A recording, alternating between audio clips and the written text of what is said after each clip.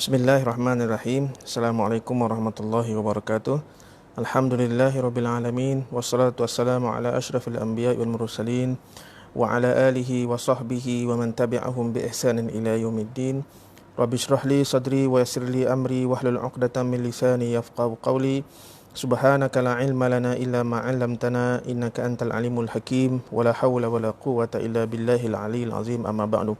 Alhamdulillah, pada malam ni kita teruskan lagi kuliah ilmu usul fiqh, dan pada malam ini adalah siri yang ke-14 menggunakan kitab Al-Wajiz fi Usulul Fiqh karangan Dr. Abdul Karim Zaidan.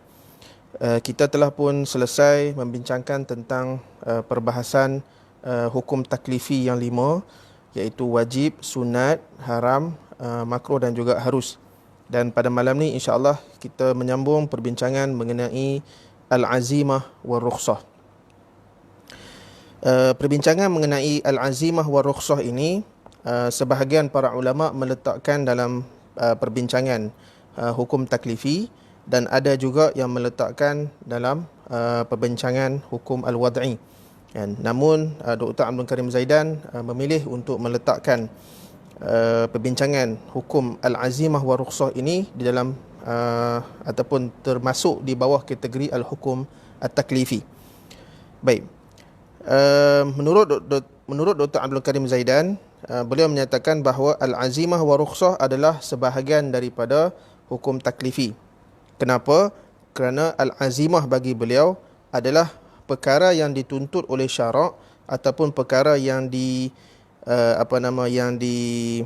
diharuskan ala wajhil umum, iaitu secara umumnya apabila sesuatu hukum syarak itu telah ditentukan, maka itu adalah hukum azimah, ataupun senang untuk kita faham ialah hukum asal. Hukum asal sesuatu ibadat ataupun sesuatu pentaklifan. Adapun rukhsah adalah apa yang diharuskan oleh syarak, sesuatu perbuatan yang diharuskan oleh syarak ketika berlaku darurat, berlaku keadaan darurat. Untuk apa? Untuk memberi satu keringanan kepada mukallaf, dan juga untuk menolak sebarang kesukaran daripada menimpa mukallaf. Jadi menurut Dr. Abdul Karim Zaidan, kenapa beliau meletakkan azimah dan rukhsah ini dalam hukum taklifi? Kerana ada unsur at-talab dan juga ada unsur al-ibahah. Dan kita tahu bahawa unsur at-talab dan unsur al-ibahah ni adalah komponen penting dalam perbincangan hukum taklifi. Jadi sebab itulah beliau meletakkan al-azimah wa rukhsah dalam kategori hukum taklifi. Dan ada sebahagian para ulama meletakkan hukum azimah dan rukhsah ini sebahagian daripada hukum wad'i. Kenapa?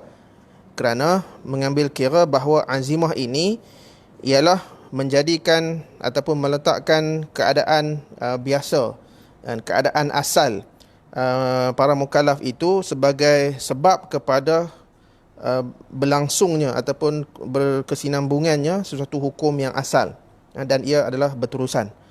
Jadi makna kata ataupun mafhum yang lain, kenapa setengah ulama meletakkan al-azimah dan rukhsah ini dalam kategori hukum wad'i? Kerana bagi mereka, kalau contoh macam azimah, selagi mana tidak ada berlaku contoh macam masyaqqah ataupun darurat, maka hukum tu akan kekal, dan keadaan yang biasa itu menjadi sebab kepada kekalnya sesuatu hukum taklif, hukum syarak.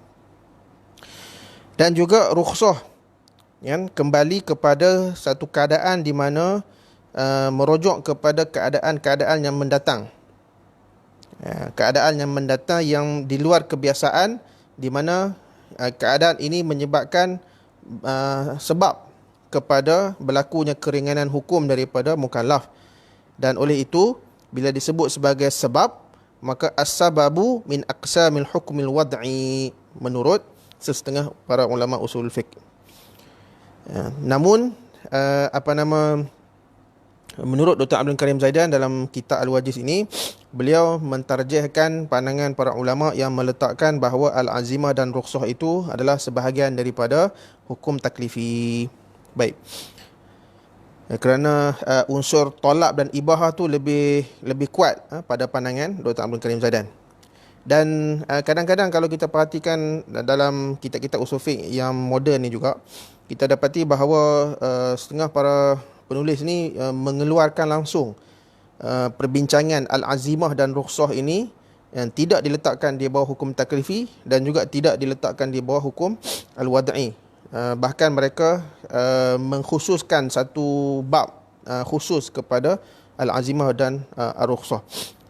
Jadi sebenarnya tidak ada isu lah sama ada kita menganggap ataupun kita nak meletakkan azimah dan rukhsah ini di bawah kategori hukum taklifi ke ataupun hukum wad'i ke, ataupun kita nak keluarkan langsung daripada hukum taklif dan hukum wad'i. Itu bukan isu yang besar lah, kan? Yang penting kita cuba faham apakah yang dimaksudkan dengan hukum azimah dan juga hukum rukhsah. Baik, sekarang ni kita pergi kepada definisi hukmul azimah. Al-azimatu lughatan al-qasdu ala wajhi ta'kid, kan? Dari segi maksud bahasa, al-azimah ni al-azmu, kan? Al-azmu ni maksudnya al-qasdu, iaitu niat ataupun keazaman, intention, kan? Itulah yang disebut oleh Allah Subhanahu Wa Taala dalam firman-Nya, dalam firman Allah Subhanahu Wa Taala surah Taha ayat 115, fanasiya wa lam najid lahu azma, ya, dan dia lupa perkara itu dan kami tidak menjadikan baginya satu azam ataupun qasd, iaitu niat, ya. Ini cerita berkenaan dengan Nabi Adam, bahawa beliau tidak berniat pun untuk mengingkari perintah Allah Subhanahu Wa Taala dalam syurga itu. Baik, adapun al-azimah fil istilah, yang dimaksudkan hukum azimah dari segi istilah syarak ialah apa yang ditaklifkan oleh Allah Subhanahu Wa Taala secara hukum asal.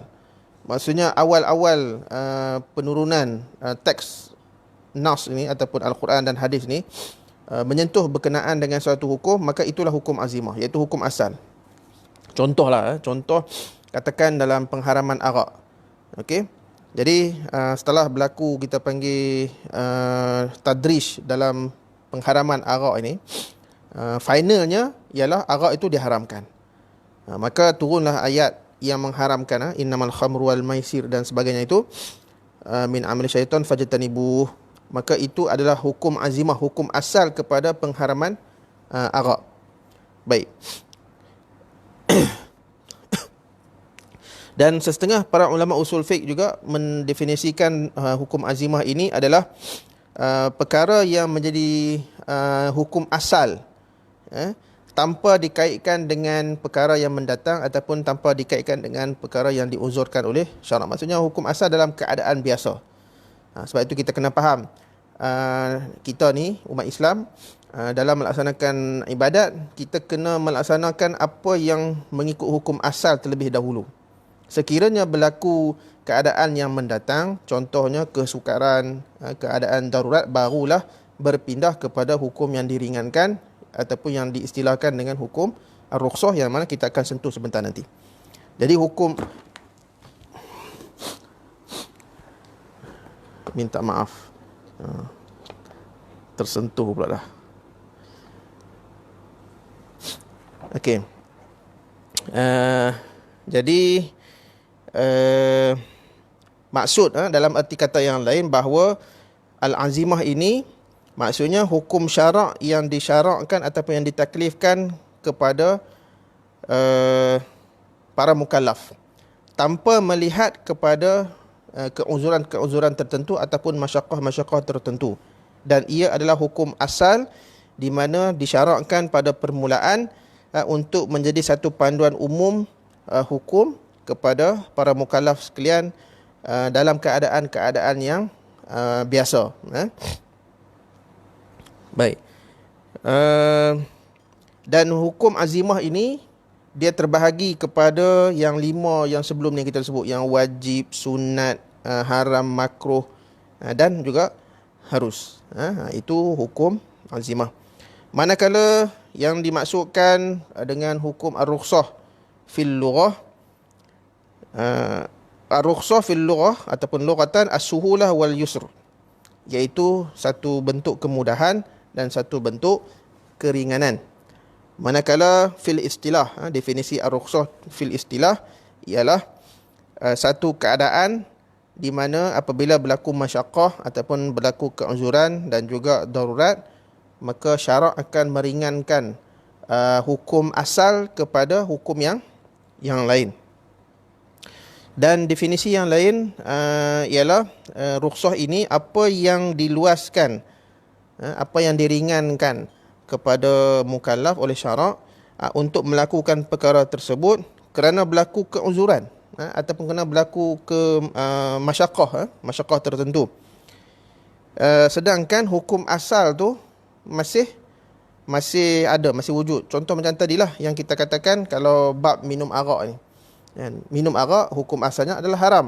Tetapi apabila berlaku keadaan darurat yang sampai kita nak mati ataupun kita tercekik yang boleh menyebabkan mati dan sebagainya, maka dimaafkan ataupun diharuskan, diringankan daripada hukum asal kepada hukum yang diringankan, iaitu dimaafkan untuk kita minum arak itu sekadar untuk menyelamatkan nyawa.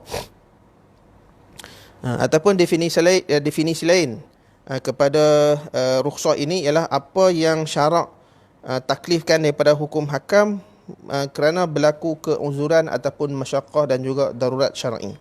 Sedangkan ma'aqiyamil muharrim, keadaan yang ataupun hukum asal yang haram tu masih kekal. Sebab tu kita katakan macam tadi minum arak, bila berlaku darurat, maka dia dimaafkan, diharuskan untuk minum, tetapi hukum asal pengharaman arak tu masih kekal. Kan? Baik. Oleh sebab itulah kita cuba faham rukhsah ini apabila berlaku, maka akan berlakulah hukum rukhsah ataupun hukum yang diringankan. Dan apabila keadaan rukhsah ataupun keadaan uzur dan masyaqqah itu hilang, maka hukumnya akan kembali kepada hukum asal. Kalau haram, haramlah. Kalau yang wajib, kalau terpaksa tinggalkan, itu dinamakan rukhsah juga kan. So dia, bila keadaan yang uzur tu hilang, maka dia akan kembali kepada hukum asal. Baik. Jadi rukhsah ini adalah hukum hakam yang disyarakkan, yang ditaklifkan oleh syarak berdasarkan kepada keuzuran mukallaf. Contoh macam puasa kan. Puasa adalah wajib, tetapi apabila kita sakit ataupun kita bermusafir, maka dibenarkan ataupun diharuskan untuk kita berbuka puasa. Tapi kita kena qada baliklah. Dan apabila hilang keadaan uzur itu ataupun masyaqqah dan darurat itu, maka akan kembali semula hukum asal mula-mula tu, yang tadi kita sebutkan. Oleh sebab itu, hukum rukhsah adalah dinamakan sebagai hukum pengecualian. Dalam keadaan tertentu dikecualikan hukum asal. Jadi makna kata, dalam keadaan biasa, dalam keadaan normal, kita kena ikut hukum azimah. Sebab hukum azimah ini adalah hukum asal sesuatu pentaklifan. Tetapi apabila berlaku mudarat ataupun berlaku darurat, berlaku masyaqqah, berlaku keuzuran, contoh macam sakit dan sebagainya, maka itu telah mengecualikan daripada hukum asal dan kita dibenarkan untuk ada satu hukum baru, iaitu hukum yang diringankan daripada hukum asal, dan itulah yang dinamakan hukum rukhsah. Okey. Jadi untuk kita faham terlebih dahulu tentang definisi hukum azimah dan juga hukum rukhsah, dan insyaAllah kita berhenti dulu pada malam ini. Ringkas saja kuliah kita pada malam ini, dan insyaAllah kita akan sambung tentang anwa'ur rukhsah pada kuliah yang akan datang insyaAllah. Apa yang baik itu datang daripada Allah Subhanahu Wa Taala, apa yang kurang itu datang daripada diri saya. Aqulu qawli hadza wa astaghfirullah azim li wa lakum. Wassalamualaikum warahmatullahi wabarakatuh.